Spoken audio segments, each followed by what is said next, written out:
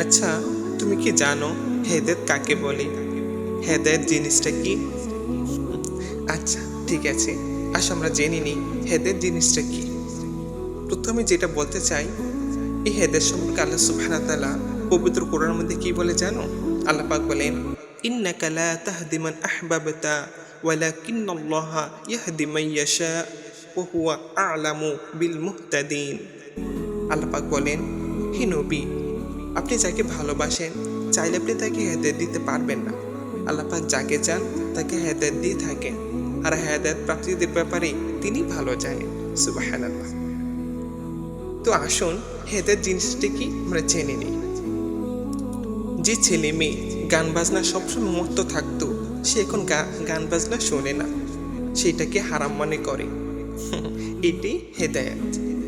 যে ছেলে মেয়ে মুভি নাটক সিনেমা নিয়ে পড়ে থাকতো, সে এখন এটাকে হারাম মনে করে, তা থেকে বিরত থাকে, এটাই হিদায়াত।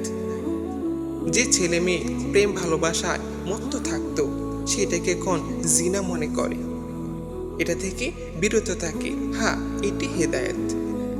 যে ছেলে মেয়ে এক সময় নামাজ পড়তো, এক ওয়াক্ত নামাজ পড়লে 3 ওয়াক্ত পড়তো না, মাঝে মাঝে পড়তো, এখন তারা 5 ওয়াক্ত নামাজ পড়ে, তাহাজ্জুদে পড়ে, হ্যাঁ, এটি হেদায়েত।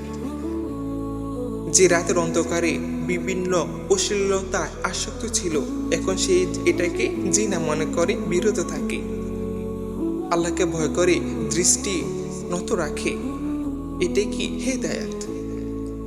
যে বন্ধু বান্ধব হয়তো আড্ডাতে মেতে থাকতো, দুনিয়া নিয়ে পড়ে থাকতো, এখন আজান হলে সে মসজিদের দিকে ছুটে যায়, সুবহানাল্লাহ, এটি হেদায়েত। অন্তর আল্লাহর ভয় অনুভব করা, এটা হেদায়েত। কে মূর্তি পূজা বা অন্য জাতির ছিল, সে ইসলাম চিনতে পেরে ইসলামের মধ্যে দাখিল হয়েছে, ইসলাম গ্রহণ করেছে, এটি হেদায়েত। নিজের ইচ্ছাকে বাতিল করে আল্লাহর আদেশ মান্য করা, এটা হেদায়েত। যে মানে এবং অপরকে আল্লাহর বাণী আল্লাহ দিকে আহ্বান করে, ভালোর দিকে ডাকে, এটা হেদায়েত।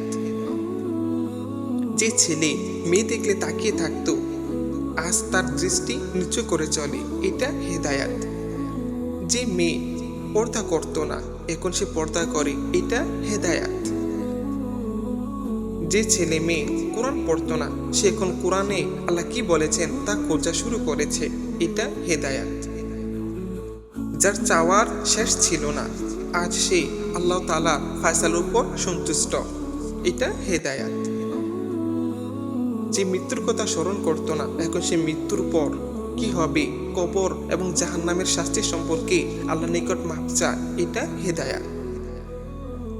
যে হারাম উপার্জন ছেড়ে হালালের দিকে কি রুজু হয়, হালালের চেষ্টা করে, হালাল উপার্জন দিকে ধাবিত হয়, এটা হেদায়েত। যে আমানতের খেয়ানত হবে বলে ভয় পায়, সাবধানে অপরের জিনিস রাখে, এটা হেদায়েত। যে বদমেজাজি রাগী ছিল, এখন সে সুন্দর ও নম্র সুরে কথা বলে, এটা হেদায়েত। যে আল্লাহর উপর দৃঢ় ভরসা রাখে, এটা হেদায়েত। যারা রবের ভালোবাসা হেদায়েত পেয়েছে, তারা তো কত সৌভাগ্যবান, তাই না? আলহামদুলিল্লাহ। এর জন্য প্রিয় ভাই বোন, হেদায়েত জিনিসটা খুবই গুরুত্বপূর্ণ একটা জিনিস। এর জন্য তো আমাদেরকে বেশি বেশি দোয়া করতে হবে, ইয়া মুকাল্লিবাল কুলুব সাব্বিত কলবি আলা দীনিক। হেদায়েত জিনিসটা খুবই সৌভাগ্যবান যারা পেয়েছে। এই জন্য আমাদেরকে হেদায়েত পাওয়ার পর অবশ্যই হেদায়েতের উপর স্থির থাকতে হবে, দৃঢ় থাকতে হবে, মৃত্যুর আগ পর্যন্ত তা আঁকড়ে রাখতে হবে। এই জন্য আল্লাহ সুবহানাহু ওয়া তাআলা বলেন, ইন্নাকা লা তাহদি মান আহবাবতা ওয়ালাকিন্নাল্লাহা ইয়াহদি মান ইয়াশা। আপনি যাকে ভালোবাসেন চাইলে আপনি তাকে হেদায়েত দিতে পারবেন না, তাকে দ্বীনের প্রতি আকৃষ্ট করতে পারবেন না।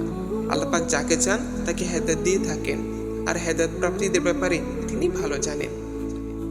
দোয়া করি আল্লাহ সুবহানাহু ওয়া তাআলা যেন আমাকে এবং আমার প্রত্যেকটা ভাই বোন, নারী পুরুষ, প্রত্যেকটা মানুষকে হেদায়েতের উপর অবিচল রাখেন, এবং ঈমান এবং আমল নিয়ে যাতে আমরা ওই অন্ধকার কবরে যেতে পারি, সে তৌফিক আল্লাহ সুবহানাহু ওয়া তাআলা আমাদের সকলকে দান করুন।